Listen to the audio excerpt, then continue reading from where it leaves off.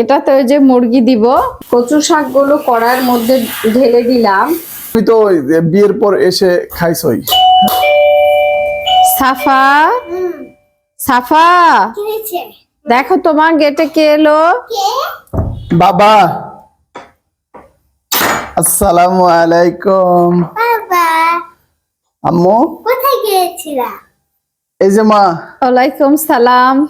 বাবা সালাম দিয়েছে, তুমি সালামটা নাও। ওয়ালাইকুম সালাম। শোনো, এই তো অফিস থেকে। বাবা, তোমাকে না আমি নোটিস নাচতে বলছিলাম, এনেছো? না মা, নুডলস তো বাচ্চাদের খাওয়া হয় না। নুডলস খুবই নোংরা জায়গায় তৈরি হয়, ও, বুঝতে পারছো? নুডলস খেলে ছোট ছোট কৃমি হয়। ও, এই জন্য দিব তোমাকে, নুডলস একটু দিব, হ্যাঁ, কিন্তু বেশিরভাগ সময় আমরা নুডলসটাকে অ্যাভয়েড করব। হ্যাঁ এরকম হ্যাঁ, কারণ বাচ্চাদের এটা খেতে হয় না। আর দেখো এটা কি নিয়ে আসছি। জানি। তুমি কিনে আসছো এই চাম জিনিস- ঘাস। হ্যাঁ, চাম ঘাস নিয়ে আসছি। এটা তো মা সেইভাবে রান্না করতো, বুঝছো? মা আছে দেখে এটা নিয়ে আসলাম আমি। আরে মা আছে দেখে নিয়ে আসছো, কি কাণ্ড হয়েছে। মা তো আমি অফিস আসার পর চলে গেছে। কালকে নাকি ধান লাগাবে বাসায়, হচ্ছে কাজের লোক লাগবে, ওই জন্য আজকে থাকেনি। ওরে আল্লাহ, মা এটা যে কি সুন্দর করে রান্না করে, এত টেস্ট। আগে যখন আব্বা নিয়ে আসতো তখন মা এটার জন্য মুরগি জবাই করে সেইভাবে রান্না করতো। মার হাতে চাম ঘাস, আমাদের এই অঞ্চলে কচু শাককে চাম ঘাস বলে, চাম কচুকে। আপনাদের অঞ্চলে কি বলে একটু আমাদেরকে জানাবেন অবশ্যই। আল্লাহ, মা থাকলে যে কি কুচি কুচি করে কাটতে, আমি তো কাটতে পারবো না। এটা যে কিভাবে রান্না করে তুমি, মানে অতুলনীয়, এরকম আমি কখনো খাইনি। মা তো স্পেশালি এটার জন্য মুরগি জবাই করে, দেশি মুরগি। হ্যাঁ, এটা আবার কি করে, সে দেশি মুরগি এটার জন্য ঘটা করে, এটার জন্য দেশি মুরগি রান্না করবে। একদমই, যে তারপরে আজকে এটা মুরগি দিয়ে জবাই রান্না করে। করতে হবে। মানে আমি বিয়ের পরে আমার শ্বশুর বাড়িতে গিয়ে চাম ঘাস খেয়েছি। মার হাতের চাম ঘাস রান্না যে এত মজা, মানে একদম তেলের উপর আসে। আপনারা যে কিভাবে রান্না করেন জানি না। আর এত টেস্ট, দেশি আর মুরগি দিয়ে তো তুমি চাম ঘাস শোনো, সেই মজা। তুমি তো ওই যে বিয়ের পর এসে খাইছই। হ্যাঁ, মা কিভাবে রান্না করে। হ্যাঁ খেয়েছি তো মার হাতে, তো আমি পারবো এরকম করে রান্না করতে। আমি সাফার আব্বুকে বললাম, বেশ কিছুদিন থেকে বলতেছি, বাসায় কাঁঠাল খাওয়া হলো, কাঁঠালের বিচি আছে। এটাতে কিন্তু কাঁঠালের বিচি এবং আলু বড় বড় করে কেটে দিলে খেতে কিন্তু অনেক মজা। মানে আমার শাশুড়ি মাকে দেখতাম এটা কুচি কুচি করে কেটে, যে পাতাগুলোর মাথা থেকে কেটে নিবে না, এত পাতা রাখা যাবে না, একদমই এরকম করে কেটে সামান্য একটু পাতা রাখবে। আর এই যে ডাটাগুলো দেখতেছেন, এই যে ডান্ডিগুলো, এই ডান্ডিগুলো একদমই ছোট ছোট করে কুচি কুচি করে কাটবে। এটা কাটতে কিন্তু সবাই পারে না। আর অনেক সময় দেখা যায় মা করতো কি, এই যে মাথাগুলো নেটটুক এ পর্যন্ত কেটে বাদ দিয়ে বাড়ির আশেপাশে লাগাই দিত। ওগুলোতেও কিন্তু হয়, হ্যাঁ হ্যাঁ, এগুলা তো আমরা খেয়াল লাগাতাম। করছো?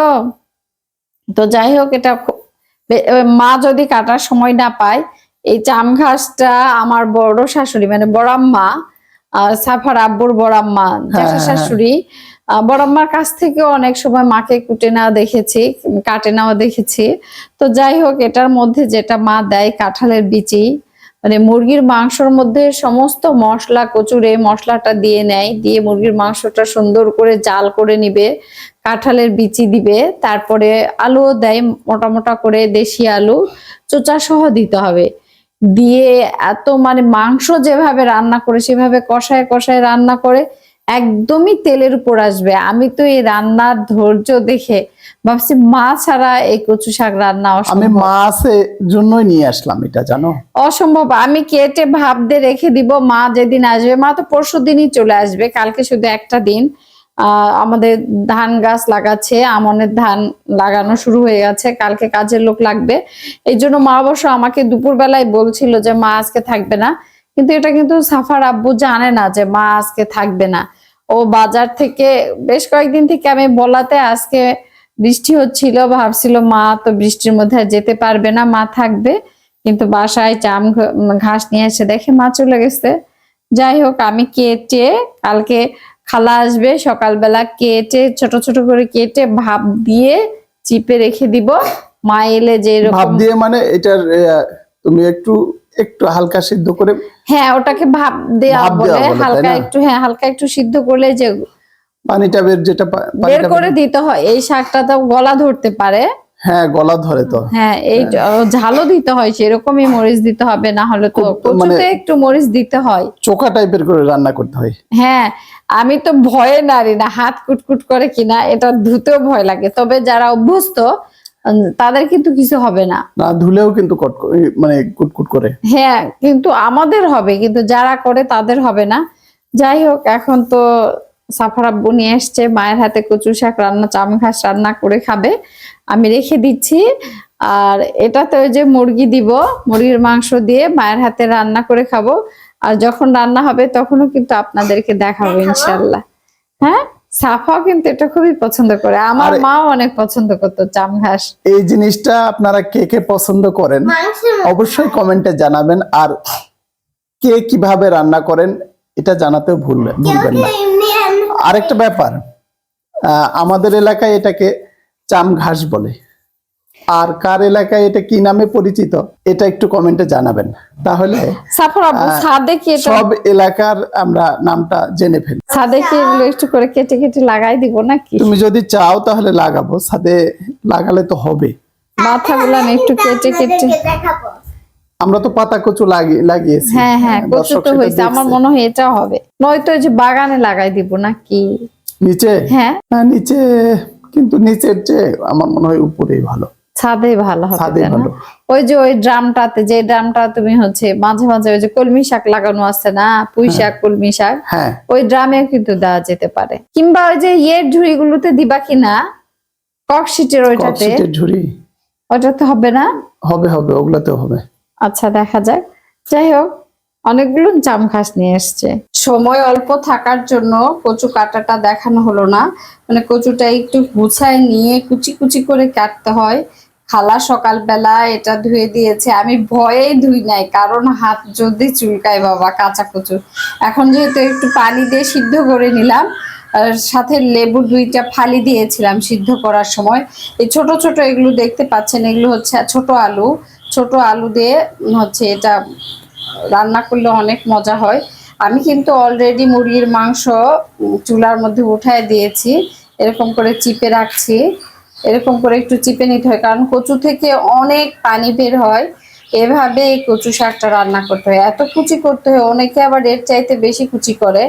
খালার হাতে একটু সমস্যা আছে, হাতে একটু ব্যথা পেয়েছে, যার জন্য খালা বললো মা আমার হাতটা ভালো থাকলে অনেক সুন্দর করে কেটে দিতাম। তারপরও খালা চেষ্টা করেছে অনেক সুন্দর করে কাটার। যাই হোক, এভাবে কচুটা কুচি করে কেটে নিয়ে ভালো করে ধুতে হয় পানি দিয়ে, কারণ পানি দিয়ে ভালো করে না ধুলে বালি যদি থাকে, এত মশলা দিয়ে মুরগির মাংস দিয়ে কচু রান্না করা। খালা কিন্তু কচু কাটতে কাটতে আমাকে বলছিল যে চাম ঘাস সবচাইতে মজা নাকি গরুর মাংস দিয়ে। যাই হোক, গরুর মাংস ফ্রিজে ছিল, কিন্তু সাফার বাবা গরুর মাংসটা অত প্রিফার করে না, যার জন্য আমি হচ্ছে মুরগির মাংস দিয়ে, আসলে ও মুরগির মাংস দিয়ে মার হাতে খেয়ে অভ্যস্ত, যার জন্য আমি মুরগির মাংস দিয়ে রান্না করছি। মুরগির মাংসটা সমস্ত কিছু যেভাবে আমরা গরুর মাংস রান্না করি কিংবা মুরগির মাংসতে যেসব মশলাগুলো দেই, সেই মশলাগুলো দিয়েই আমি হচ্ছে মাংসটা উঠিয়ে দিয়েছি। এটাতে পেঁয়াজটা মোটা মোটা করে দিতে হয়, 2টা রসুন দিয়েছি। আসেন দেখেন আমি মুরগির মাংসটা কিভাবে রান্না করছি। এই যে এটার মধ্যে মাংসটা উঠে দেওয়া হয়ে গেছে, এটাতে মাংসটা রান্না করে নিচ্ছি। এটা যখন একদমই পানি শেষ হয়ে যাবে, তখনই আমি এই কচু শাকগুলো এটার মধ্যে ধুয়ে দিব, মানে ঢেলে দিব।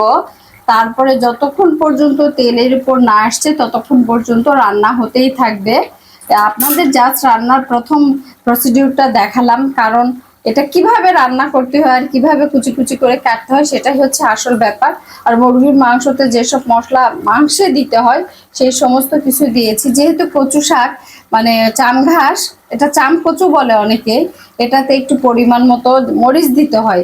জানি না মরিচ কতটুকু কম বেশি হলো কিনা, মানে আমরা একটু মরিচ কম খাই, যার জন্য একটু আমি মরিচ খুব বেশি দেই নাই, আর একেবারে যে কম দিয়েছি তাও না। এটা একদমই যখন আরো একটু ঝোল শুকিয়ে যাবে তখন ওটা ঢেলে দিব, আর এভাবেই চাম ঘাস রান্না হয়ে যাবে। রান্নার পরে আমি আবার আপনাদেরকে দেখাচ্ছি। কচু শাকগুলো কড়ার মধ্যে ঢেলে দিলাম, ঢেলে দিয়ে যে মাংসটা হয়ে আসছিল সেই সময় ঢেলে দিছি, দিয়ে এখন নাড়তেই থাকবো। একদমই লাড়ু যেভাবে বানায় নারিকেলের তেলের উপর আসে, ঠিক কচুটা ওরকমই আস্ত একদম তেলের উপর আসবে লাড়ুর মতো।